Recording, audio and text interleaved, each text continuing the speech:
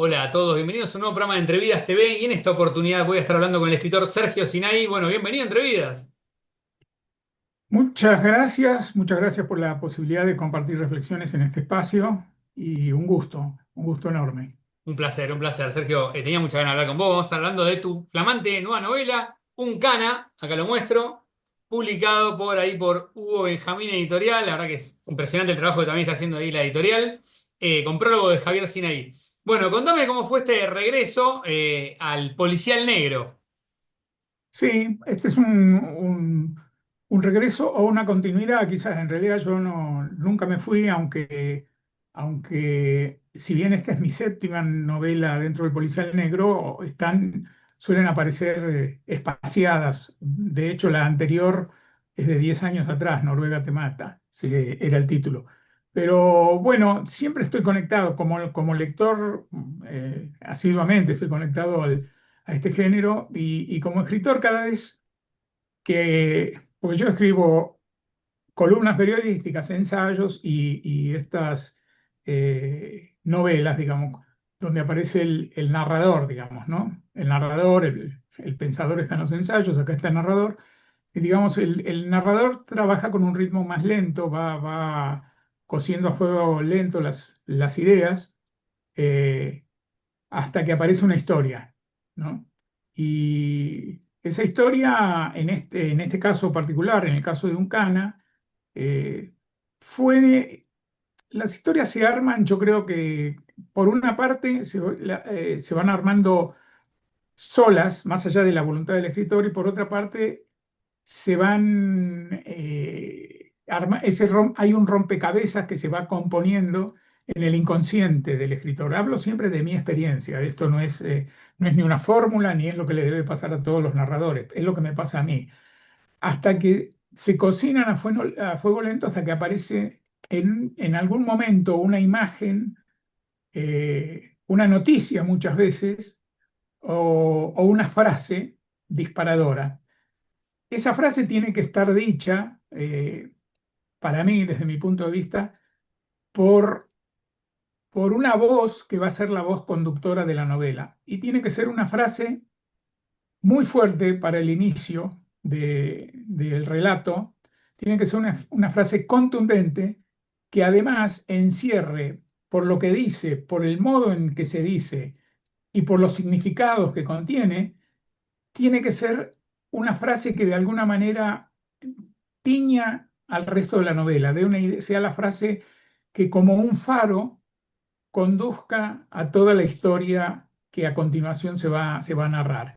Hasta que esa frase no aparece, hasta que no hay una imagen que abra la puerta de la narración, a mí, en particular para mí, la, la historia no está. Ahora, cuando la historia ya está, cuando la frase surge, que en este caso es una frase, había juntado información, alguna información, recortes periodísticos, cuestiones oídas, cuestiones vistas a veces en medios audiovisuales, acerca de personajes oscuros del suburbano, algunos delictivos, algunos delincuentes, pero otros también, que supuestamente están del lado de la ley.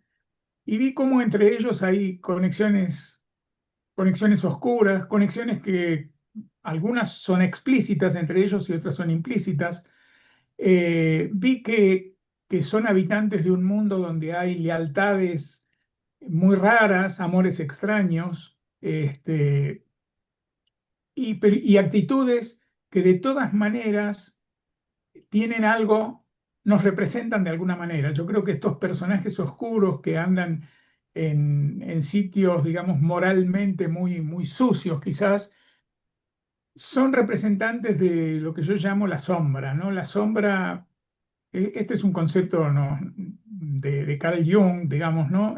Que me parece extraordinario, esta idea de que hay una sombra individual, que es ese sótano en el que tiramos y encerramos con doble llave aquellas cosas de nosotros que no nos gustan, que no admitimos, pero que son nuestras, que rechazamos o por las cuales creemos que no vamos a ser queridos o admitidos o aceptados. las ocultamos, pero que las ocultemos no quiere decir que desaparecen. Y como cualquiera, como te pasaría a vos, a mí o a cualquiera de los que nos están viendo y escuchando, si nos encierran vamos a buscar por dónde salir. Y esto pasa también con esos aspectos rechazados de nosotros.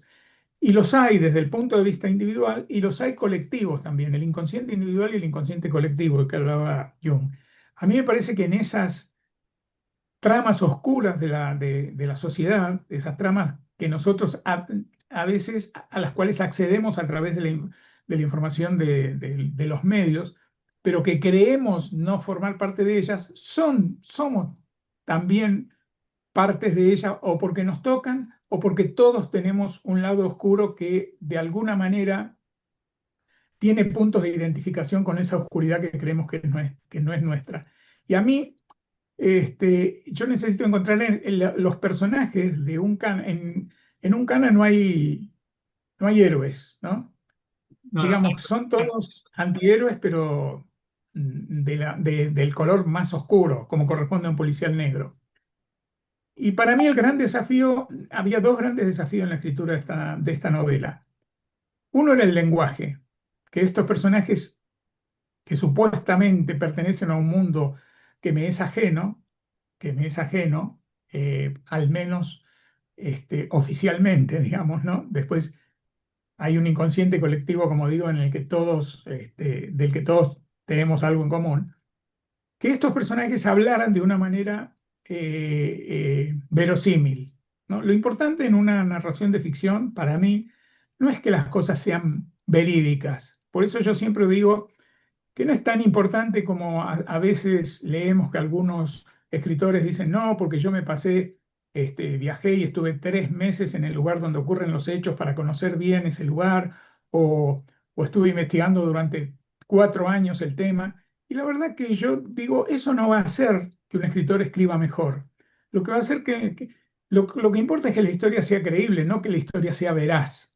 Porque para eso están los ensayos, para eso está la investigación periodística, los libros de investigación periodística. Esos libros sí tienen que tener veracidad y no pueden, claro, no puedo pasar los datos. digamos, los escritores lanzarse a inventar por su cuenta. Pero la gran libertad que tenemos, digamos, en la narración, en la historia, al escribir una novela, es que uno es libre de crear un universo, claro, no un universo que no tenga nada que ver con el que los No, no, claro, tenés lectores. que creértela, ¿no? También creer que la voz de los Claro. personajes, que acá están muy bien logradas. Bueno, yo trabajé, en lo que más trabajé, es una novela corta, pero es una novela que tiene mucho trabajo detrás, especialmente en que, porque es una novela que está sostenida por el diálogo de los dos personajes, un policía en actividad, y un policía retirado y que ya pasó por todas, y un policía en actividad que está metido en el barro más profundo y que Y el tienen un personaje de diálogo. Lastra, ¿no? Le contamos a la gente para que todavía no leyó, Sí, sí, Lastra, y bueno, y Barraza, Joaquín Barraza, que es el inspector retirado, ¿no? Le dieron un balazo en un robo, ¿no? Y a partir de sí. ahí hace otros trabajos, ¿no? Más oscuros por Hace ahí. otros trabajos. Su trabajo, retirado de la policía, no se ha retirado de algo que él siente profundamente, como necesidad, la necesidad de que haya justicia donde la justicia no aparece. Y entonces tiene sus métodos propios de colaborar, digamos, entre comillas, a que aparezca la justicia, una justicia que no es la de los tribunales, por supuesto, que no es la de los fiscales y jueces, sino la justicia que él considera que es necesario que aparezca donde la otra está ausente. Y del otro lado tenemos a Barraza, que es el policía joven en actividad, que no cree mucho en eso, pero sí necesita en ese momento salir de este pozo asfixiante y vacío en A el que ha Lastra, transcurrido su vida. Sí, sí. Lastra. Bueno, la idea era que estos dos personajes dialogaran con con algo que Hitchcock llamaba, que para mí es importante encontrar esto también en la escritura de una novela, eso que Hitchcock llamaba el MacGuffin, que vendría a ser una excusa para mantener el interés en la narración, aunque esa excusa finalmente no tenga mayor importancia, digamos, mayor importancia una vez que se develan las cosas, ¿no? Hitchcock decía, hablando de sus películas, que si había una una caja debajo de una mesa donde había tres personas hablando, y en la caja se escuchaba, de la caja salió un sonido que era tic-tac, tic-tac, tic-tac. Todo el mundo, tanto los personajes como el espectador, iban a estar seguros de que ahí había una bomba, por ejemplo. Y entonces la idea era quién puso esa bomba, a quién de los tres querían matar con esa bomba, por qué. Se va creando esta intriga entre los personajes y finalmente vemos que hay un reloj. Al final, cuando se devele el misterio, alguien se olvidó una caja con un reloj. Eso no era lo importante era que nadie se fuera de la historia mientras tanto y la resolución iba a ir por otro lado. Acá hay un plan de Lastra, que es el policía joven, que le confiesa que le está contando, digamos, convencido de que Barraza, que es su confesor y amiga, no lo va a contar, que es un plan que a él lo va a sacar de la oscuridad en la que vive y le va a permitir iniciar otra vida. Ese es el MacGuffin, digamos, ¿no? El plan este es el MacGuffin. Por eso en la novela no es tan importante el plan como el diálogo de estos dos personajes, que es en donde aparecen otras historias de cada uno de ellos y los van definiendo, digamos que para mí esto es lo importante en el policial negro, a diferencia del policial, de lo que se conoce como policial enigma, que es la escuela inglesa donde se trata de resolver, por ejemplo, el enigma de cómo pudo haber sucedido el crimen en un cuarto cerrado, con llave, desde adentro, y el único que estaba adentro de ese cuarto era la víctima. Entonces, ¿cómo se hizo el crimen? Ahí ya no importa tanto ni el contexto social, ni el contexto histórico, ni la psicología de los personajes. Importa resolver ese problema de ajedrez que es el enigma. En el policial negro, que es el que cultivo, no importa tanto eso, porque incluso se puede saber desde el principio quién es el malo, o se puede saber, o la muerte puede ocurrir al principio y saberse desde el vamos quién es el asesino.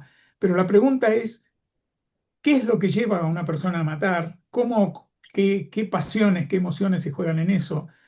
¿En qué contextos sociales ocurren? Por eso yo digo que el policial negro es un género desde que nació, allá por los años 30 del siglo pasado, en plena crisis de la entreguerra, la gran crisis económica, nació como casi como un género documental, testimonial de los tiempos que se vivían, que son tiempos que si lo pensamos bien, resultan bastante parecidos a los que estamos viviendo hoy, ¿no?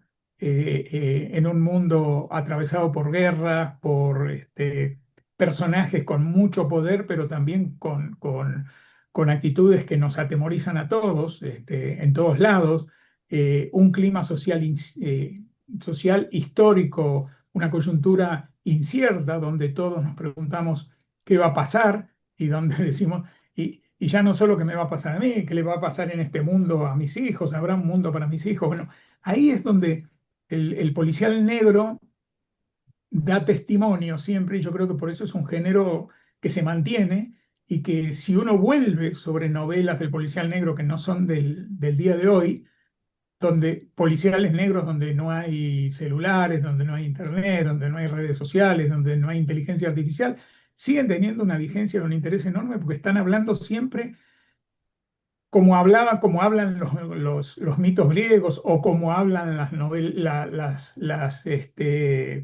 tragedias de Shakespeare o de los grandes trágicos, hablan siempre de algo que está ocurriendo, que está sucediendo, y le dan una forma y un tono de hoy. Por eso para mí era tan importante el lenguaje de los personajes, que es en donde más trabajé, ¿no? No, el lenguaje se nota, la verdad que es muy verosímil. Bueno, dijiste un montón de cosas que me resultan muy interesantes. Cuando hablabas de una frase muy potente, que es la que comienza, ¿no? Que es lo primero que yo pensé, bueno, apenas arranca, que dice policía sí, pelotudo no, así arranca. Y este personaje, el de Lastra, que es el hijo de un policía o ex policía, en realidad honesto, Sí. se compara con el padre, ¿no? Como diciendo que fue tan honesto que no se quedó con nada, digamos, ¿no? Claro, Son y yo no marcas, quiero eso para mí, dice, claro, yo quiero, a ver, sigo su misma profesión, pero no quiero su claro, mismo destino, no quiero terminar honesto y que lo único que logre al final de mi carrera sea que le pongan mi nombre a una placita en el pueblo donde, claro. donde Ahí vivíamos las y gaviotas. Sí, Y también, bueno, este personaje de Lastra empieza a contar, ¿no? Esto de los amores raros que tuvo, las cosas que fueron pasando, sin spoilear, ¿no? Pero también funciona sí. en esta charla con Barraza, que de hecho, a lo largo de esta parte, la primera parte que es mucho más larga, digamos, que es la parte de la confesión, uno espera, bueno, ¿qué es lo que le va a pedir? ¿Qué es lo que le va a pedir? Barraza siempre surge esto de, no es la historia de Barraza, no es la historia de Barraza, y funciona como una especie de obra de teatro, todo ese diálogo tan largo. ¿Lo viste de esa manera? Mira, yo no lo pensé así cuando lo escribí, pero me lo están diciendo a medida que aparecen lectores y lectores que respeto mucho, como vos en este caso, apuntan esto. Esto es una obra de teatro, salvo la resolución, digamos, ¿no? Claro, De hecho, claro. es como si la novela tuviera tres actos. Eh, un acto es la conversación de ellos, que es una conversación a lo largo de toda la noche. El segundo acto sería, bueno, finalmente el relato de cuál es el plan que tiene Barraza y por el cual, digamos, Lastra y por el cual se juntó con Barraza y le está contando y contando y contando, pero no le cuenta el plan hasta que al final le cuenta el plan y el tercer acto sería la ejecución. Yo creo que los dos primeros actos, que serían casi los dos tercios de la novela, efectivamente, ahora que yo lo leo, porque esto es lo interesante, cuando un libro ya sale de las manos del escritor, o por lo menos en mi experiencia, yo digo, mientras nadie lo leyó, en general yo no voy dando a leer a nadie. Ah, no, Este, sí, hay gente que sí, que prefiere ir consultando, viendo todo. Yo no, yo necesito no soltar la rienda hasta el final. Y yo digo, cuando en todo ese proceso el 100% de la historia es mía, del libro es mío. Cuando se publica, ya solo el 50% es mío. Ya cuando un editor lo tiene en sus manos, el 50% es mío. Y cuando aparece en las librerías y encuentra a sus lectores, ya ese otro 50% se multiplica por la cantidad de lectores y entonces cada uno cuando va devolviendo, si yo me cruzo con un lector, me va devolviendo algo del libro que yo no sabía que estaba escribiendo de alguna manera. Yo no sabía ahora, y me permite a mí volver a leerlo, sentarme ahora como lector y ver qué comparto yo con la mirada del lector. En este claro, caso, y digo, es verdad sí, que esto podría haber sido una obra de teatro. Probablemente si yo me lo hubiera planeado esto como una obra de teatro, no me hubiera salido, porque no sé escribir teatro, la verdad, no claro. sé, creo que es un género difícil, pero me doy cuenta que como toda la novela, o por lo menos hasta su tercio final, está sostenida pura y exclusivamente en este diálogo que está lleno de historias y lleno de intriga acerca de por qué están, Y es se, interesante, ¿no? se- También ponerse en el lugar de Barraza, que está esperando el momento qué es lo que le va a pedir. Porque llega un punto que le va contando sí, todas sus historias y dice, bueno, pero yo en esto, ¿qué tengo que ver, no? claro, y él dice que tiene que ver, pero sigue escuchando. Barraza es un tipo que ya pasó por todas y a esta altura de su vida está para, bueno, quedarse y escuchar y va escuchando. Y cuando parece que Barraza, a partir de la escucha, van a aparecer cosas de Barraza, ahí es donde yo me permití, digamos, irrumpir en todo caso, como mientras tanto los dejaba a ellos dos solos, no solamente en las páginas Sí, impresas de la novela, sino en mi escritura también, porque ellos iban.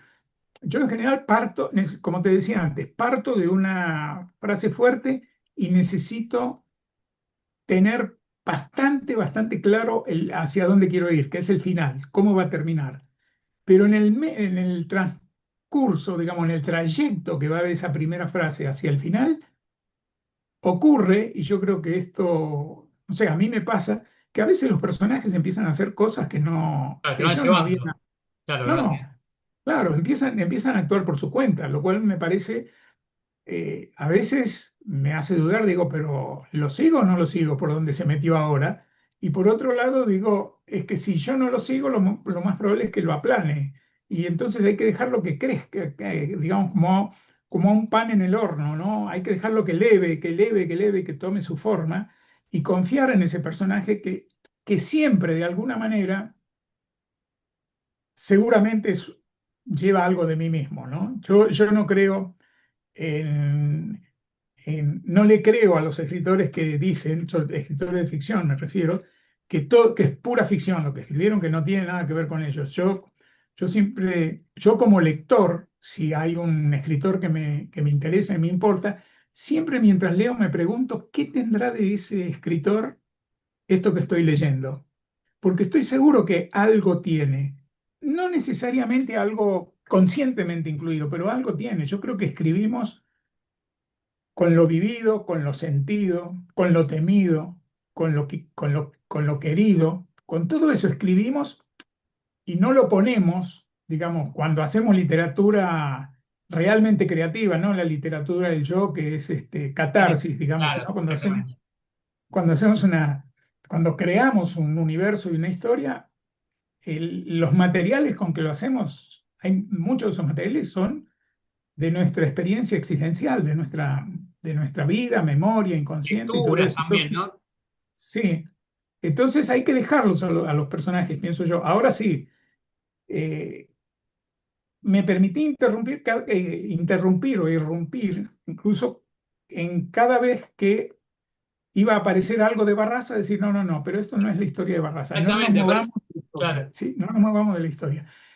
Y es un truco de alguna manera, porque no siendo la historia de Barraza, cuando la terminás de leer, sabes mucho de Barraza, sabes bastante de Barraza. Sabe mucho Este, Barraza y Barraza, más allá de ser el oyente de esta historia, eh, tiene mucha experiencia que le sirve para entender más que el Astra, ¿no? No vamos a spoilear, pero sí, digo, en el final es como que sí, entendió todo, ¿no? Al contrario del Astra. pero ¿sabes por qué? Porque Barraza, esto es interesante para la vida en general, digamos, y es una costumbre que quizás está perdida. Barraza es un oyente receptivo, ¿no? Viste que Barraza escucha y va recibiendo el relato, va recibiendo. Yo creo que la escucha receptiva está perdida hoy Sí, en sí. nuestra sociedad, en nuestra cultura, ¿viste? Tenemos una escucha impaciente o una escucha que rápidamente busca respuesta a lo que está escuchando. Barraza no busca respuesta, Barraza escucha, es casi como un psicoanalista en esto, por más que en realidad se trate de un policía De retirado, hecho, pero tiene es demasiada paciencia, ¿no? Porque recién se entera del plan mucho más adelante. mucho más adelante, pero él tiene tiempo también, ¿viste? Sí. Como para, mientras puedan seguir comiendo fugaceta en ese boliche donde se juntaron y donde Barraza cree que se come la mejor fugaceta de Buenos Aires porque todavía la hacen alta, cuadrada Torta de y bien ricota, ¿no? rellena. También la ricota de acá. Claro, la torta de ricota. Mientras él puedan seguir comiendo fugaceta y tomándose unas pintas que las acompañen, él puede escuchar, recibir, recibir, recibir, y es como un confesor en ese sentido, ¿no? Y después Y terminan creo que, cambiando, ¿no? De lugar también y siguen, ¿no? Cambian y de sigue, boliche y y sigue, siguen. porque de alguna manera eh, es como que el Astra, con toda su oscuridad, necesita un confesor. Necesita una confesión que lo redima de alguna manera, necesita una confesión barra redención. Y Barraza aparece allí, ahí se da entre ellos una relación parecida a la que a veces se da entre un sacerdote y una persona que busca aliviar su inconsciente o sus dolores en esa escucha en la que confía, ¿no? O como se puede dar entre un terapeuta y su paciente, digamos. Bueno, acá son un policía retirado con una historia pesada y un policía en actividad con una historia oscura, pero establecen ese mismo tipo de vínculo. Sergio, ¿y en qué momento sentiste que habías encontrado la historia? O sea, como para cerrarla, ¿no? Más allá de sabés hacia dónde vas, el principio también, pero ¿en qué momento sentiste que ya habías encontrado? Cuando ya tenía más o menos, cuando ya sabía más o menos qué historia quería contar, pero no me sentaba todavía a escribirla porque me preguntaba por dónde iba a empezar, por dónde iba a empezar, y de pronto, de la nada, no de la nada, nunca es de la nada, pero desde algún lugar que no es de la conciencia, apareció un día esta frase que es policía sí, pelotudo no. Y dije, Acá, claro, va por acá. acá está, acá está. Y porque me apareció ya, no solo la frase, apareció la voz de quien la decía. Y dije, entonces esta historia, pues yo sabía cuál era la historia, pero no sabía todavía cuál era la forma que iba a tomar la historia. Si iba a tener un narrador en primera persona, si iba a tener un narrador omnisciente que lo sabe todo en tercera, o qué forma iba a tener. Y entonces, pero esa frase me surgió un día, por eso yo te decía que esto se cocina a fuego lento hasta que de la superficie emerge esa parte ese octavo del iceberg, esa octava parte del iceberg en la superficie, y dije, claro, y ya sabes, y ahí, ahí empezó a hablar Lastra. Dije, policía sí, pero todo no, entonces esta es la voz de uno de los dos policías. ¿De cuál? De este. Y empezó a hablar él. Y entonces lo sentí a Barraza. Barraza, por otro lado, es un personaje eh, que yo ya vengo cultivando en algunos cuentos no publicados todavía, pero a Barraza yo ya lo conocía, a Lastra no, digamos, ¿no? Ah, ya lo Este, y entonces dije, ¿quién puede escuchar? Yo, ¿quién puede escuchar? Y entonces lo puse ahí a Lastra, digamos, un poco como representante de mí mismo, a escuchar esta historia que Lastra necesitaba desesperadamente contar y compartir, ¿no? No, no, muy bueno. Bueno, para finalizar, ¿me contarías, bueno, cómo llegaste a Hugo Benjamín? ¿Cómo se fue dando la posibilidad de publicar? Bueno, tiene una historia bastante interesante también. Eh, Hugo Benjamín es Hugo Levin, Sí, el editor. Con Hugo, hace muchos años, compartimos una experiencia editorial con Carlos Zulanowski, sí. con Carlos Marcucci, y con Hugo Levin. Te estoy hablando de los mediados de los 80. eh, Nos conocíamos, éramos amigos. Marcucci, Ulanowski y yo un día siempre pergeñábamos ideas, y un día se nos ocurrió, pero ¿por qué no hacemos una editorial? Teníamos cada uno de nosotros un libro escrito y decíamos, ¿cómo hacemos para publicarlo? Y dije, ¿por qué tenemos que ir a una editorial y no, por qué no creamos nosotros una editorial? Y teníamos como amigo a Hugo Levin, que en ese momento tenía Galerna, eh, editorial, librería y distribuidora, y era amigo nuestro. Entonces le contamos la idea a Hugo le gustó, y armamos una editorial, pequeña editorial, que se llamó, y duró poco y nos divertimos mucho. Publicamos efectivamente nuestros 3 libros y algunos libros más de gente que nos gustaba cómo escribía, que se llamaba Ediciones de la Pluma. Eh, En Ediciones de la Pluma apareció mi segunda novela policial. La primera era Ni un dólar partido por la mitad, que la publiqué cuando tenía 25 años, y esta segunda, que es Sombras de Broadway. Y, y a partir de ahí mantuve con las interrupciones de la vida y de idas y venidas y todo eso, pero siempre mantuve una amistad con Hugo, a quien le había perdido un poco el rastro últimamente. Sabía que había estado con la librería Gandhi, que había dejado Galerna, todo esto, pero, y de pronto yo, que soy un ratón de librería, digamos, porque me paso hurgando cosas en la librería que no sean solo novedades, sino de todo, un día me encuentro con un libro de editorial Hugo Benjamín, y digo, esta editorial no la conozco, y un libro que me interesaba y donde aparecía Osvaldo Piro metido ahí, digo, cuando chequeo a ver quién era esta editorial nueva, esto hace menos de un año, veo que era Hugo Levin. Y yo estaba terminando de escribir mi novela. Y otra vez pasó lo mismo que hace tantos años. Es decir, ya tenía una novela y apareció otra vez. Y le dije, Hugo, mira, tengo una novela, me gustaría que la leyeras. Justo te A encontraste ver con el si libro de Guillermo Piro. Justo viste el libro. ¿eh? Justo el libro de Guillermo Piro, ¿viste? Claro, sí, Ah, sí, sí. Cuando vi eso y vi Piro, siempre me gusta mucho lo que escribe Piro y todo eso, y, digo, y lo sí. escribió, y lo publicó Hugo Benjamín, y dije, ¿quién es Hugo Benjamín? Era Hugo Levin. Entonces me puse en contacto con él y le dije que tenía una novela, si la quería leer, me dijo, no, no, ni la voy a leer, me dijo, si es tuya la publico. Bueno, Bueno, buenísimo. fue Es así. buenísimo, bueno, así nos reencontramos después de mucho tiempo y la verdad que doble alegría porque salió la novela y porque además fue un reencuentro con alguien a quien quiero mucho y con quien, como puse en la dedicatoria, tenemos una larga historia de aventuras editoriales compartidas, ¿viste? Y además un editor absolutamente querido y confiable para mí. Así que bueno, la novela nació desde ese punto de vista, con un padrinazgo maravilloso, digamos, ¿no? Nada más una Y hermosa idea. después, bueno, había que ponerle un prólogo porque es la característica de los libros de Hugo Benjamín, es que todos nacen con un prólogo y me dijo, lo único que me dijo Hugo, yo te lo publico, eso sí, pensá quién te puede escribir un prólogo. Y yo inmediatamente pensé en mi sobrino, Javier Sinay, que desde otro género, que es el de la crónica periodística, viene investigando temas eh, como el atentado a la AMIA, asesinatos en donde tanto los criminales como las víctimas son adolescentes, cosas así, dije, y sé que le gusta el género, así que dije, bueno, no tuve mucho que pensarlo, dijo.